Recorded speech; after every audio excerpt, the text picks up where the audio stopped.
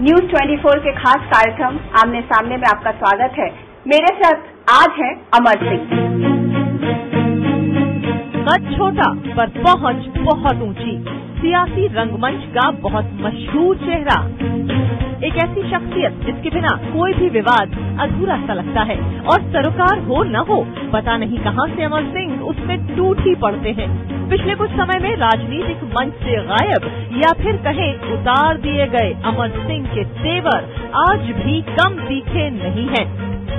उनका नाटकीय शेर शायरी भरा अंदाज, मान न मान मैं तेरी मेहमान, बेगानी शादी में अब्दुल्ला दीवाना, ऐसे मनमौजी को मुश्किल समझाना है ना। तंज के तरीके उनके सियासी बयानों को सूट करते हैं।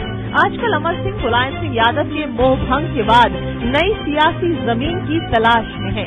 उत्तर प्रदेश में समाजवादी पार्टी को 5 स्टार कल्चर, इंडस्ट्रियलिस्ट से दोस्तियां और बॉलीवुड से करीबियां इन्हीं की देन मानी जाती है। राजनीति में 2 दशक से भी ज्यादा वक्त बिताने के बाद आज अमर सिंह काफी पशोपेश में हैं। समझ में नहीं आता क्या सच है और क्या छलावा। सुनिए अमर सिंह की जुबानी। जया बच्चन का रोल बच्चन परिवार से टूटी दोस्ती में, भूषण बंधुओं का रोल ईडी विवाद में, मुलायम सिंह का रोल अमर सिंह की दलाली के आरोप में और मायावती का रोल उनकी भविष्य की राजनीति में। लोक मंच के इस नेता को विवादों और चर्चाओं के लिए मंच मिल ही जाता है। आज अनुराधा प्रसाद के साथ आमने सामने में रूबरू हैं अमर सिंह। हर सवाल का जवाब आज मिलेगा। मुलायम सिंह के साथ आपका जब आपकी दोस्ती टूटी या जो भी आपका साथ छूटा, तो और भी आपके तमाम दोस्त लोग थे, उनका भी साथ छूट गया। अमर अकबर एंथनी, इस तरीके की अखबारों की हेडलाइन छपती थी। जया बच्चन जी को राजनीतिक महत्वाकांक्षा और राज्यसभा का एक और सत्र वो रिश्तों से अधिक प्रिय हुआ। मुलायम सिंह जी ने उनको तोड़ा, वो टूटी।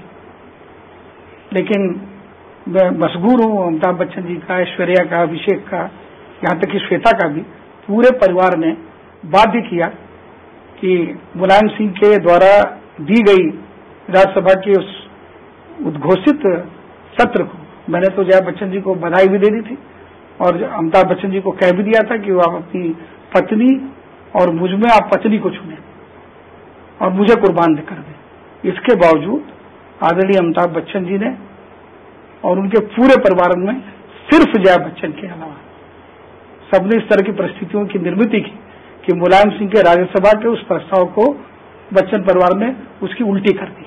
अब आप रेड कारपेट पे नहीं दिखते हैं, अब आप सत्यनारायण भगवान की पूजा नहीं करते दिखते, अब आपका वहां पर उनके घर में कमरा नहीं रहा जलसा में। क्या बात है, क्या हो गया? परिवार में अगर आप न चाहें तो आपके पति किसी को नहीं रख सकते, वही हुआ है। इससे ज्यादा मुझसे मेरा मुंह न खुलवाई।